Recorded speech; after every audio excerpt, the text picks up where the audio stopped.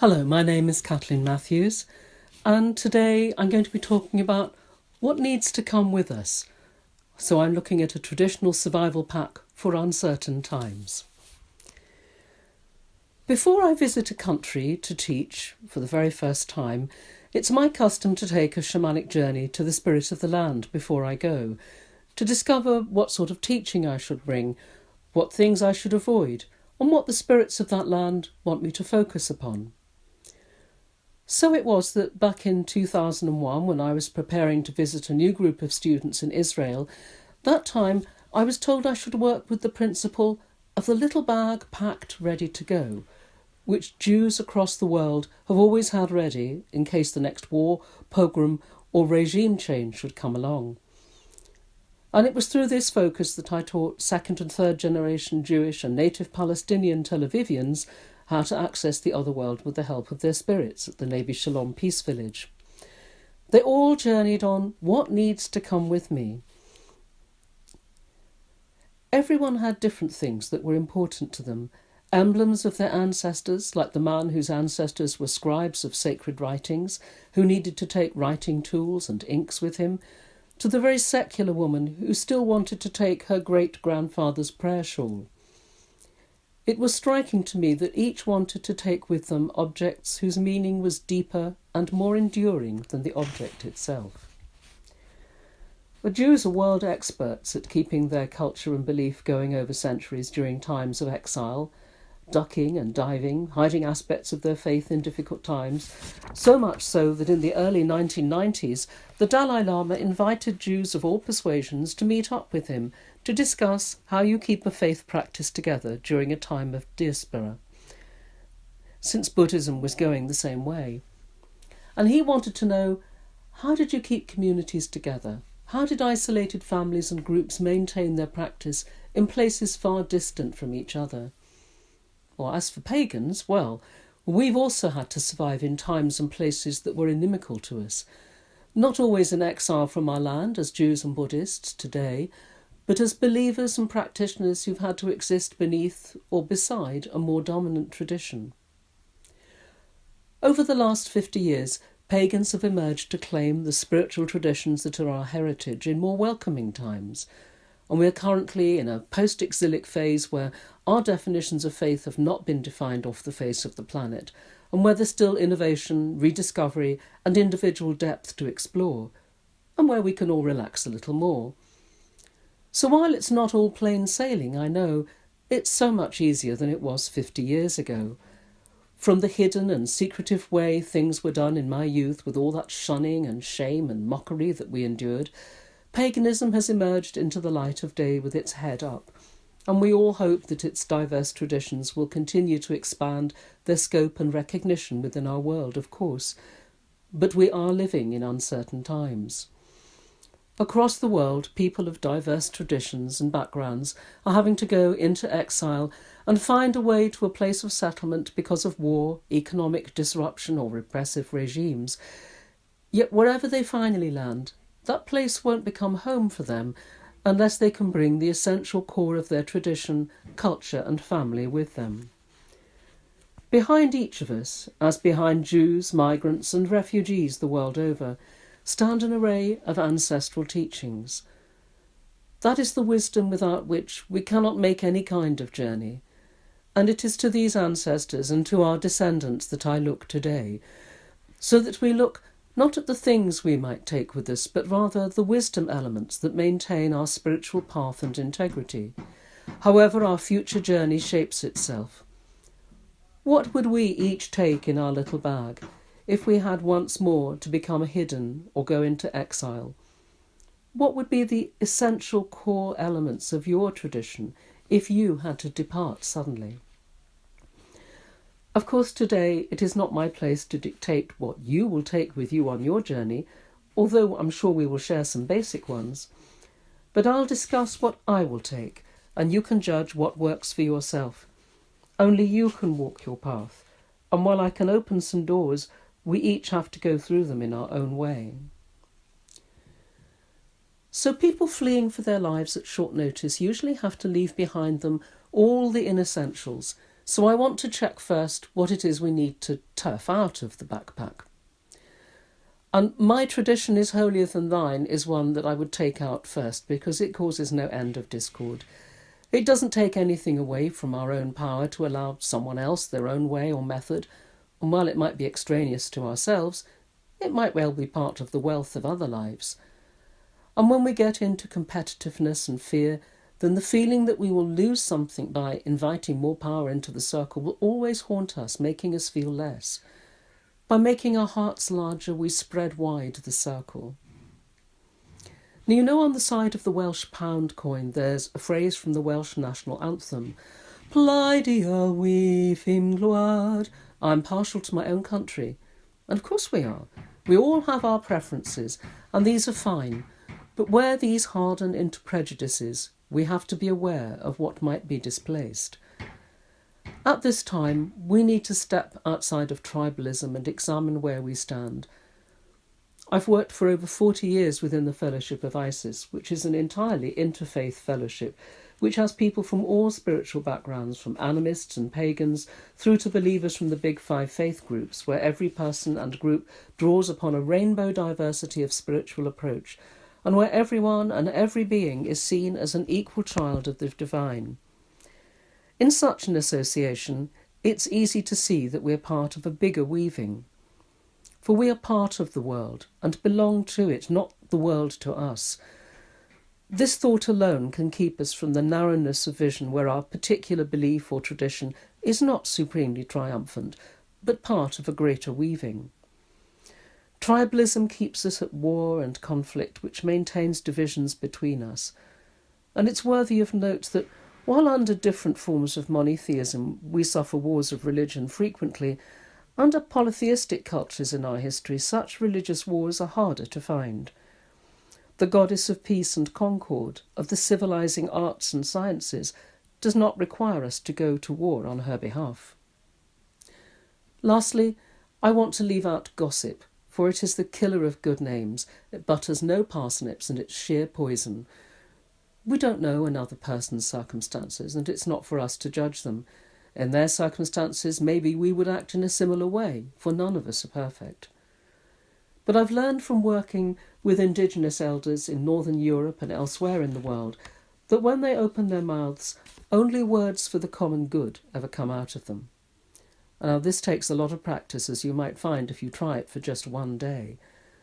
For we must seek to encourage others, not to discourage them by comparison, judgment, or malice. There's enough cursing and surveillance in this world, and we don't need to add to it. So I am making sure I don't start this journey with competition, tribalism, or gossip in my bag. None of these will open doors for me, and they will just make my bag heavier with their clinging dirt. So, we're setting out with our little bag of essentials, and what are we going to be needing first? For me, that is the ability to make friends and community wherever we go. I learned this from my father, who lost his growing years to the war. Evacuated for even longer from his family due to his school having been bombed flat along with his city, he remained evacuated in the country, and while he was too young for the army, he was considered old enough at 16 to be a first responder in a Red Cross brigade, pulling people and bodies out of the blitzed remains of their homes on the south coast. He had this ability to make community in spades because of his early life experience. And like him, and to the mortification of my family, I would talk to people in lifts, at bus stops, in the market, and that ability to greet and meet people as they are is a great survival skill for us on the road. Finding common ground, sharing food and resources, offering the service of ourselves in whatever situation. Because you see, in my youth, the different branches of paganism were almost organised like the communist cell system, each group functioning independently from each other, and some not even knowing groups of their own tradition, let alone those of any other. A state of mutual suspicion often existed, until you were able to prove that you were not a reporter or someone who would mock. And there were no festivals, camps or conferences to bind us together and melt the boundaries between us. In the 1960s, magical goods and services like tarot packs, incense or esoteric books often arrived in plain brown packets as if they were pornography. So it's very hard to think of how far distanced pagans were from each other then. Things have changed beyond recognition from those times, and keeping a community together when it becomes scattered due to prevailing circumstances is something that we've all been able to do in the current shutdown, but mostly because we have the internet. But think, how would we do that without it? How would we keep community if there was radio silence, as in the old days? To help me make friends and keep community together, I first have to honour and include the ancestors in everything I do, and for me this is a primal duty. They observe everything we do because we are their living witnesses. We hold the ancestral wisdom as sacred because it flows through us to our children and beyond, and if we deny the ancestors, we also deny the children, and that's the short way of understanding that honouring. But also, if we include the ancestors in our lives, we ourselves begin to feel less abandoned, because we all come from ancestors who have themselves been exiled and who have had to seek safer places to live at one time or another. They are the ones who know how to keep community together, so we can listen to them. So I will always need the gift of being able to make friends and community wherever I go, so that gift, with the help of the ancestors, goes first into my bag. What ways would you use to lessen the aggression or allay the suspicion of those you meet on the road? What are the signs by which you might recognise a potential friend? So we turn to, how does the living spirit find you, and how do you recognise it? However, and in whatever circumstances our root tradition is revealed to us, that is the way we will generally see things. It is our source. The Greeks understood this concept well, knowing that we are each born in particular schools or under specific influences or bandwidths of the gods. The means by which we recognise spirit varies. Each personal vision is like an unmistakable llatai, a wonderful Welsh word that means a messenger by which love is made known, a messenger that reveals the sign of our calling. Whatever your vision, whichever spiritual messengers call upon your soul, take them with you. Keep an emblem of them with you in some symbolic form. Embody them in each cell of your body. To honour the living spirit, however it finds us, we all need a spiritual practice to keep us connected daily to our source, to our ancestors and to this earth. As I've grown older, my practice has become quieter, less visible. Like elders all over the world, I regard it my duty to pray every day, to witness to all who are vulnerable and unsupported, to keep a presence for those who are busy, to weave in what is being excluded, to give thanks for everything, and to sound the depths so that that resonance may resound for someone or a situation in a time when need is nearest. I regard prayer as something not only of words, but something much wider, and which is the ancestral heritage of everyone. I also see it in a slightly different way from conventional viewpoints. This is my kind of mnemonic to help me remember my duties every day. We pray for those who can no more. We pray with those who can restore. We pray from those who hold the door. We gift our prayer for those unsure. We pray to those who I endure. So in this, we pray for those who are in need as equals, beholding them as they are, not just as beings who are in need. For when we hold others in our heart, we have to see them as someone who they truly are, not as someone just in need. When folk are going through hard times, we can't diminish them by further narrowing how we see them, but rather we can give active support to someone undergoing hardship by imagining them as being capable, as supported by ancestors who look kindly on them, as someone of intrinsic worth and respect. And we can also pray together with those beings who can share resources, strength, help and healing for those who don't always have them and who always stand beside us. And they may be ancestors rich in experience or resourceful ones of many species, those spirits who bring aid. And we can witness from those stable places, conditions and groups of beings who watch the ways between for those who are wavering on the edge of dissolution or breakdown, so that from a place of strength, resourcefulness, knowledge and compassion, the keepers and holy ones, the heroes and wise ones, can have a special care for particular needs or times of life. And at all times, in whatever times and places, we can gift our prayer freely to those who find themselves brought by necessity without witness or support, so that our prayer becomes like a wayside refuge, a reservoir, or a handhold in times and places that we cannot know, because this is a prayer that goes beyond time and space to those who have no hope or help. And of course, too, we pray to those sacred beings whom we venerate, the divinities, the intelligence of the universe, the sacred source of life, the abiding ones, however you understand it, them, he or she, and to those archetypal principles and qualities that support the universe. In union with that source we can pray. So whatever your spiritual practice, you will need to put it in with your connection to the source into your bag, to keep it polished every day, to allow it to evolve and grow with you, and it will be your constant companion.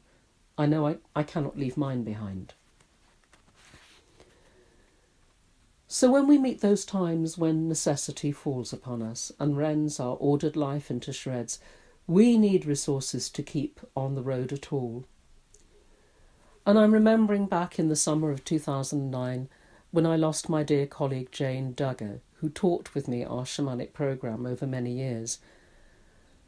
Just after her death, a few days later, I had to go and leave country and teach in Nova Scotia at an event jointly hosted by the Pagan community and by the indigenous Mi'kmaq people.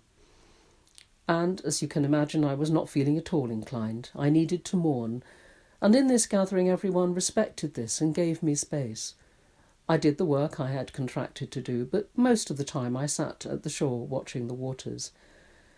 But I knew I had to join in with the traditional sweat lodge that was being held on the last night, led by a very fierce Mohawk woman. Now, I've been in some traditional saunas in Northern Europe in my time, but that sweat was so hot I was brought utterly low. I learned that when we go to the utter edge of bodily and mental endurance, we learn where the source of spirit abides and how helpless we are. Where myself and my capacities ended, that pure spirit was what remained. Strength lies not in coping, but in learning to ask for help, to trust the larger strength, which is never ours to wield. But at that time I was reduced to a state of essential prayer, and was only able to ask for help in the most basic terms. O greatness, hear, O brightness, hark, leave us not little, nor yet dark, as the poet John Masefield wrote in his book The Box of Delights. Yet it was in that very sweat lodge that gave me the immense strength I needed to lead the funeral for my dear colleague the very next week when I returned home, and also to lead the 4-day course on death and dying that followed it the very next day, where every student was also mourning for Jane. I could not have done it without consigning all I was into the hands of the spirit that does not fail. So when the darkness of our state and the powerlessness of our condition are overwhelming, it is then that we learn about that larger strength, often not with the knowledge of the mind, but within every cell of our being. It's that same certainty that is found in the Gardnerian charge. In the name of Drighton, the ancient providence, who was from the beginning and is for eternity, male and female, the original source of all things, all-knowing, all-pervading, all-powerful, changeless, eternal. Whatever the source of your belief, this ancient providence is in all parts of the universe, the abundant, unquenchable, adamantine power that never changes. We cannot leave it behind, whatever we do, because we're inside of it. That providence holds its mantle over us always. It is encoded in our mother wit, our instinct. So into my pack goes the ability to be able to ask for help, while holding to the providential power of the gods in all circumstances, for that is where my courage arises, so that when I cannot function or provide, that providence will be my resource. So what supports you when you are in your direst need? So where do we find the wisdom to continue on our journey? It doesn't pay to be snobbish about where you find your wisdom.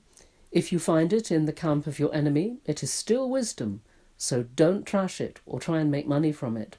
It is sacred regalia. I myself stand under the influence of the gods who steal wisdom on behalf of humankind. Raven, Prometheus, Sophia. So I understand about this. There's always some wisdom in my bag which has fallen into it somehow from elsewhere. My life has been spent servicing need and educating across diverse traditions, so I've striven to maintain an equality of respect for all the traditions that have welcomed me. And because I have to cross traditions so often to teach, I'm often in the company of those who possess more than one kind of believing, and some who are very worried about it. Maybe they have a birth tradition that they are still adhering to, while also opening up to a wider world of spirit. But I always remind them, there's no need to ditch a belief in order to take up with another. The Russians have a word for those who embrace eclectic beliefs as their way, Guthrie, or double belonging.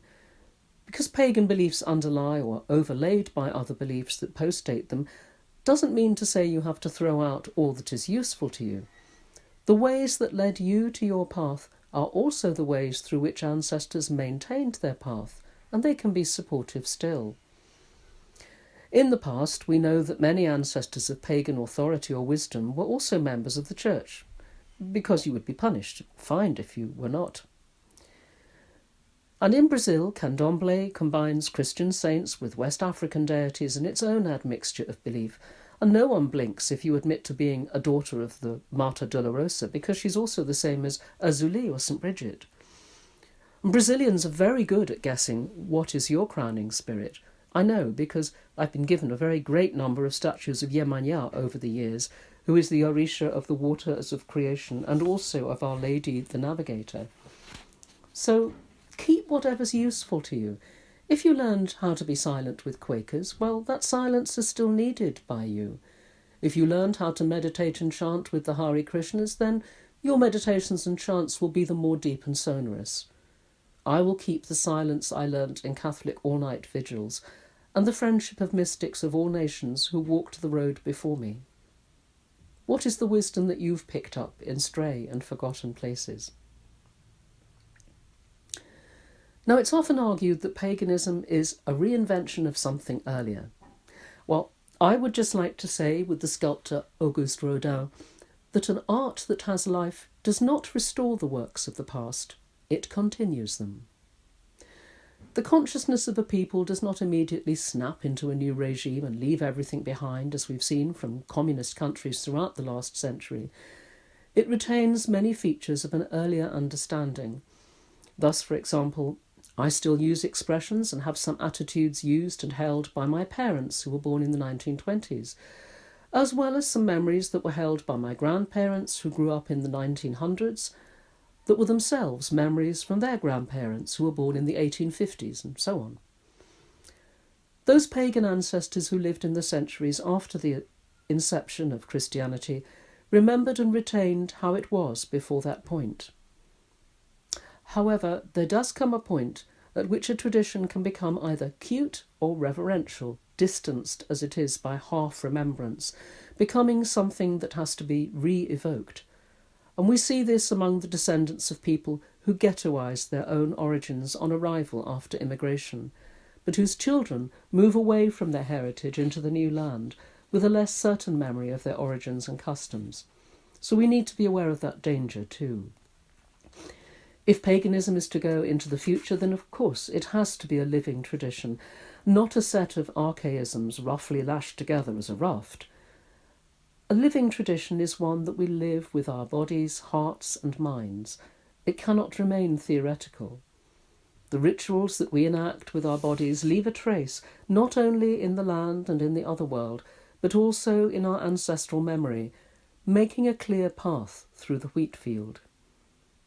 One of my own teachers says that whenever we engage with our spiritual wisdom in prayer, meditation and ritual, we are doing it with all those who have made offering, prayed, danced or feasted with those who came before us in one timeless bond.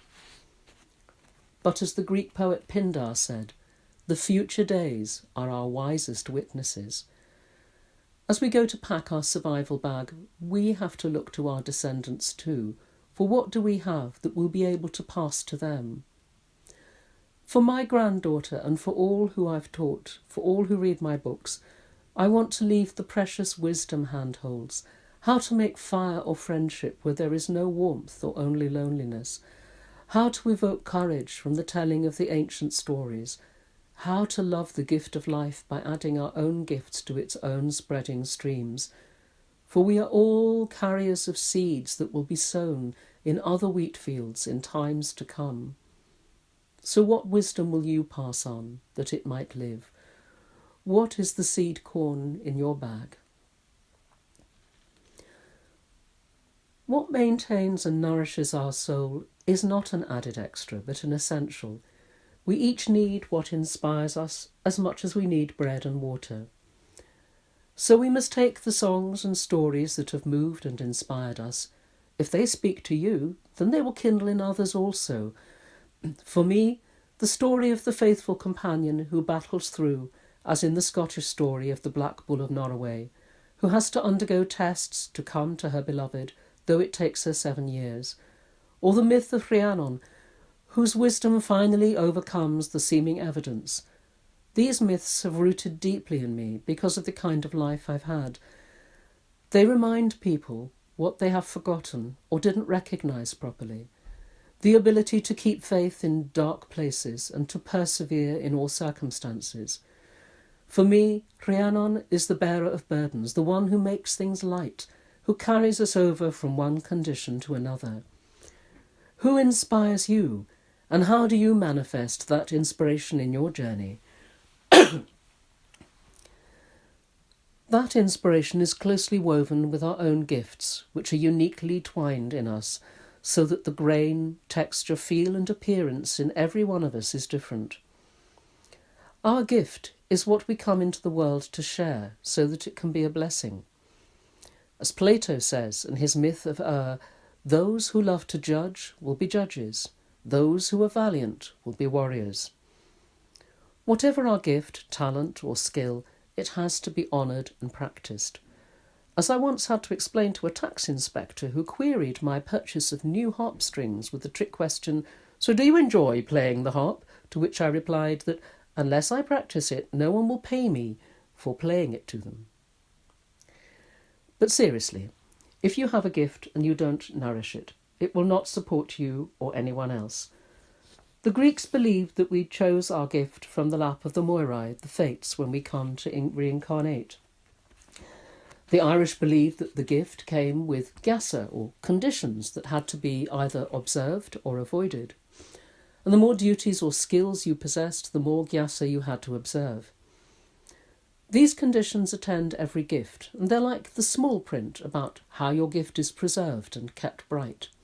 And you should always read the small print attendant on your gift if you want to stay healthy. Ignoring the gift and its small print leads to illness, mental breakdown, and worse. I remember once teaching about vocation in an audience, and someone asked me, "So, from the way you speak, it sounds as if we have no choice about serving our vocation." And I told her she was absolutely correct, because it's Hobson's choice. Ignore your gift and die, practice your gift and live. There are no alternatives. So, I have put the gift of writing and singing into my bag because I would be a dead person without them.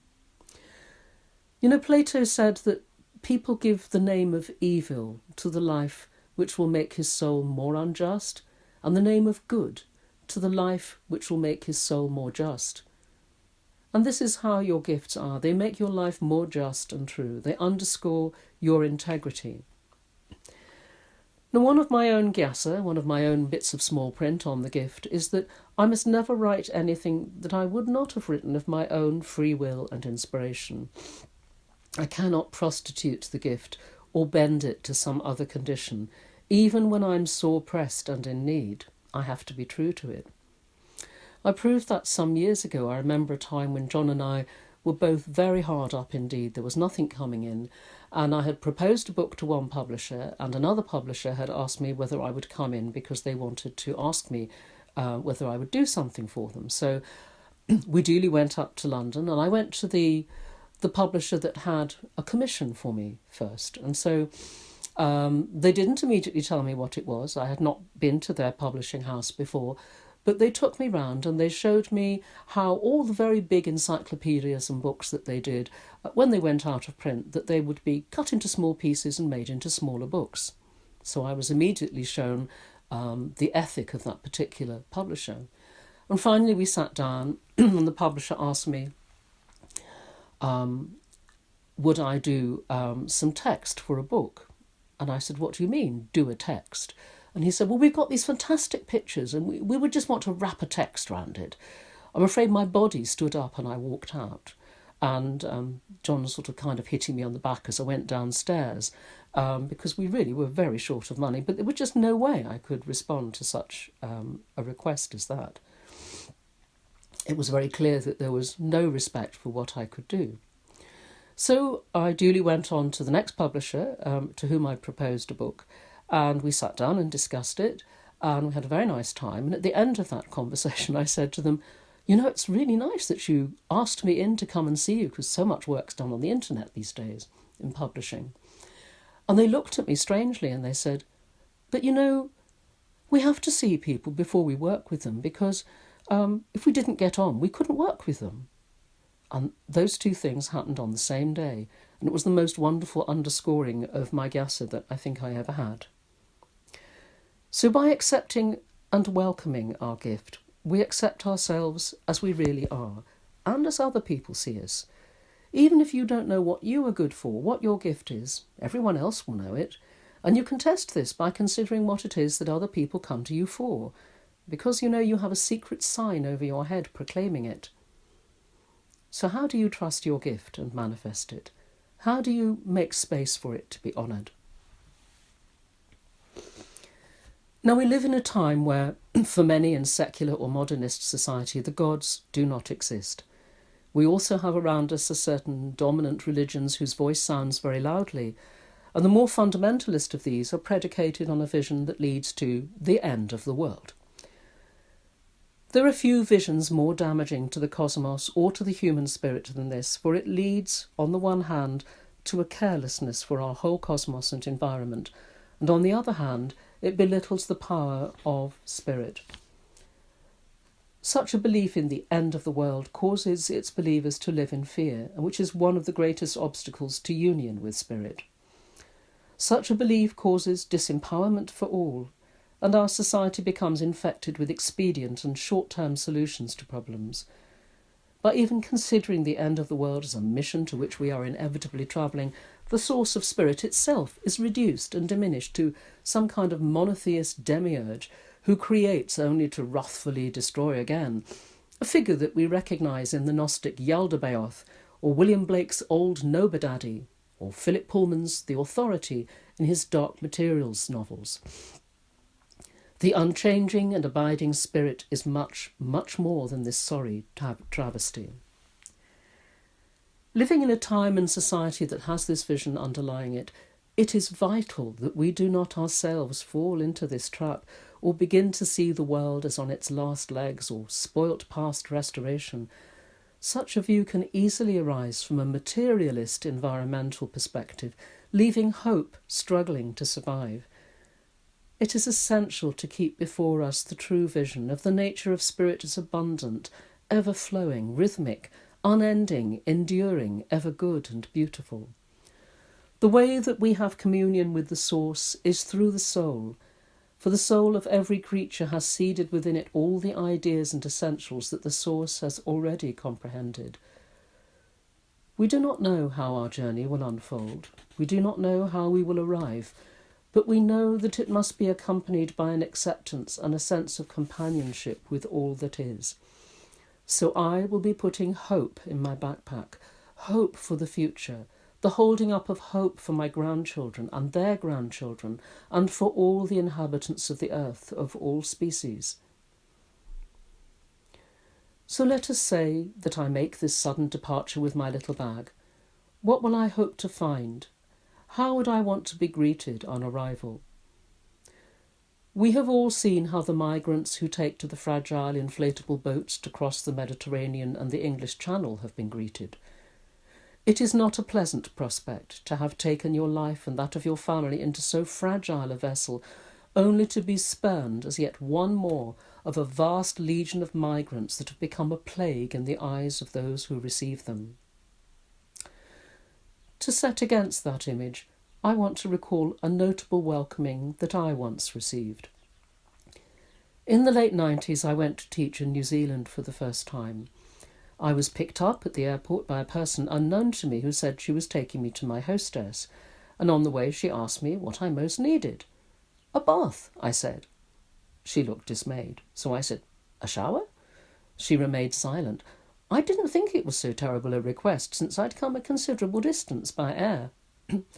Well, anyway, we arrived in downtown Auckland to a large house, and inside was a central room, and in it were about 60 people milling about as if at a party. It was very confusing. And the door leading to the bathroom was off this big room, and I was conducted there, and everyone was gathered outside. I went inside, but the bathroom had no lock on it, so I made a very quick lick and promise kind of wash instead. And when I emerged, my hostess greeted me, saying that all these people had come to welcome me, including members of the local Maori tribe, and they'd all been waiting. I now understood my driver's dismay. So we all sat down, and the chief of the local tribe stood up and greeted me in the Maori language, which I do not understand. And he sat down in silence, and then the women all stood up and sang.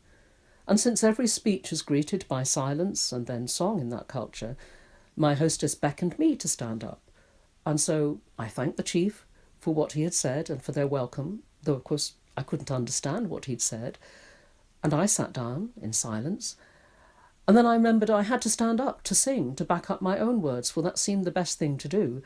And so I sang, "Oh, my mother, she is a mountain, and her breasts they touch the sky. And my father, he is a river, running through her by and by." And so I went on to the end. It's a song about the ancestors whose blood runs through us all.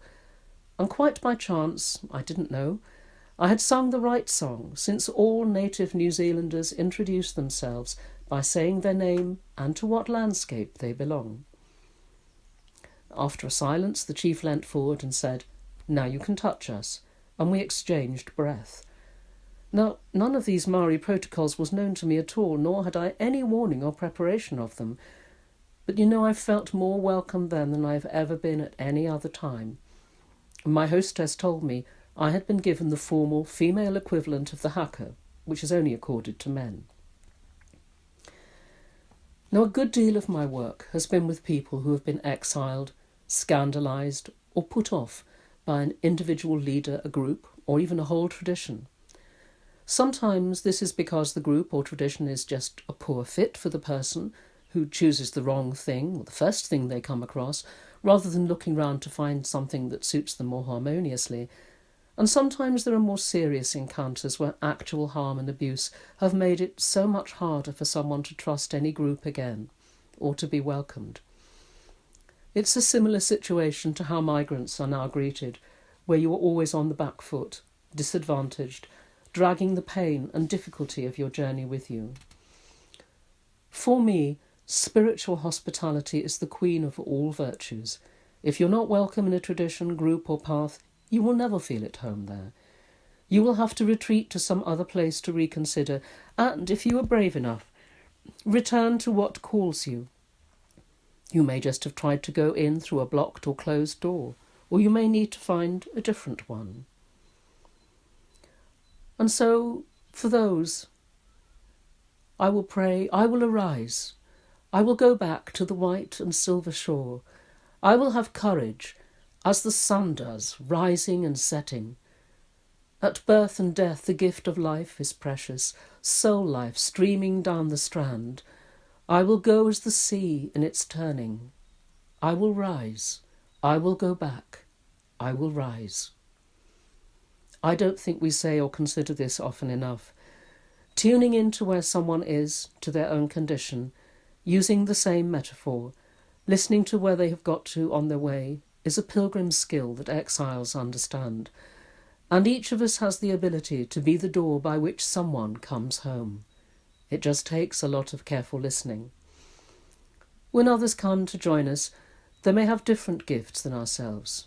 They may not be a particularly good fit for the group you belong to, but we have to allow them to find their way and to bear patiently with the trauma of their recent journey. As a pilgrim and stranger in another land, I would hope to be so greeted, for everyone who finds paganism is someone who is returning from exile to a far homeland long desired. They may be bearing many wounds from their journey and needing a gentle welcome. So what is the welcome you would most wish? On this journey, I believe in the rucksack management method. By all means, wash and change your socks regularly and throw out the cheap souvenirs acquired over your travels, but keep close to you your penknife to cut the rind of life.